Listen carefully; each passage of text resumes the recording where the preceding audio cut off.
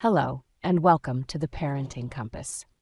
If you're here, you're likely a parent who wants to approach discipline with both wisdom and compassion, and that's exactly what we explore on this channel.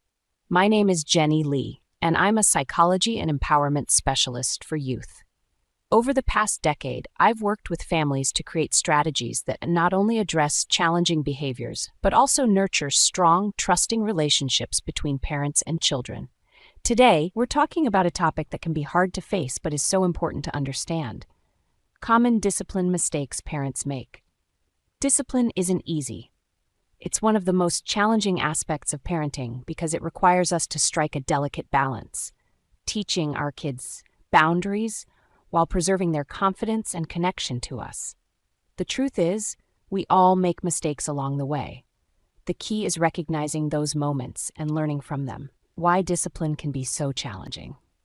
Before we dive into specific mistakes, let's take a moment to acknowledge why discipline can feel so difficult. As parents, we're often juggling a lot: work, relationships, household responsibilities, and the constant demands of raising kids. It's easy to react in the heat of the moment, especially when emotions are running high. Children, on the other hand, are still learning how to manage their emotions and behaviors. They test limits, not because they're trying to upset us, but because they're figuring out how the world works. Understanding this dynamic is crucial for approaching discipline with a calm and constructive mindset. Research insight. Studies from the Journal of Family Psychology show that reactive, emotionally charged discipline can lead to increased defiance and behavioral problems in children. On the other hand, consistent and thoughtful discipline helps kids develop self-control and emotional regulation. In my own practice, I've seen how small shifts in a parent's approach can have a profound impact on a child's behavior. One family I worked with had a 6-year-old, Liam, who frequently ignored instructions. His parents often resorted to yelling out of frustration, which only escalated the situation. Once they began using calmer, more consistent approaches, Liam's behavior improved dramatically. The impact of yelling and harsh discipline. One of the most common mistakes parents make is resorting to yelling or harsh punishment when a child misbehaves.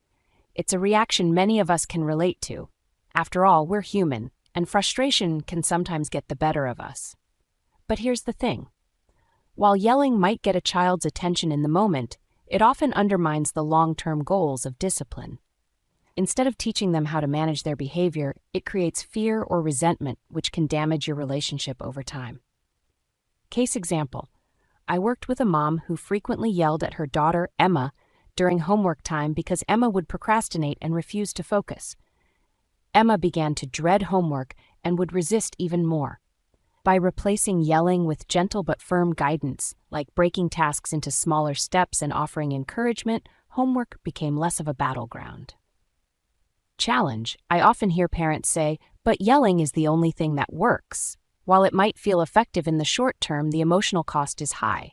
Instead, focusing on calm communication and clear consequences can lead to better outcomes over time. Inconsistent boundaries.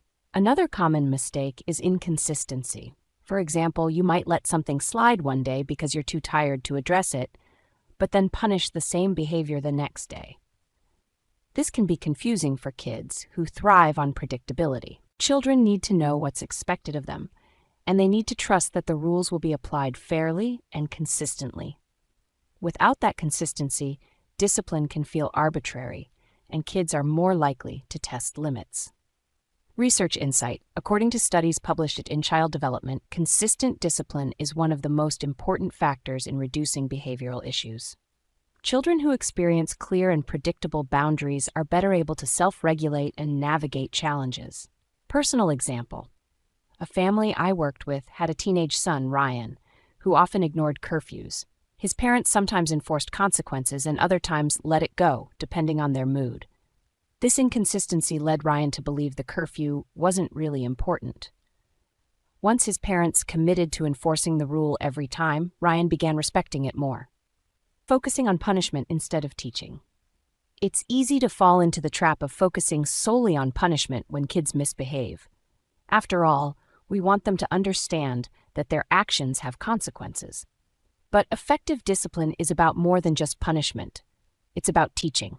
When we punish without teaching, we miss the opportunity to help kids understand why their behavior was inappropriate and what they can do differently next time.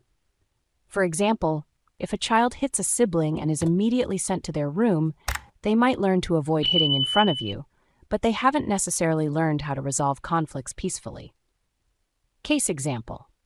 One family I worked with had a 4-year-old, Mia, who often grabbed toys from her friends during playdates. Instead of scolding her, her parents started using these moments to teach her how to ask for a turn. They modeled phrases like, "Can I have a turn when you're done?" Over time, Mia began using these strategies on her own, using discipline as a power struggle. Discipline can sometimes turn into a battle of wills, with both parent and child digging in their heels. But when discipline becomes a power struggle, it often escalates into a lose-lose situation. Instead of focusing on winning, try to shift the focus to problem solving.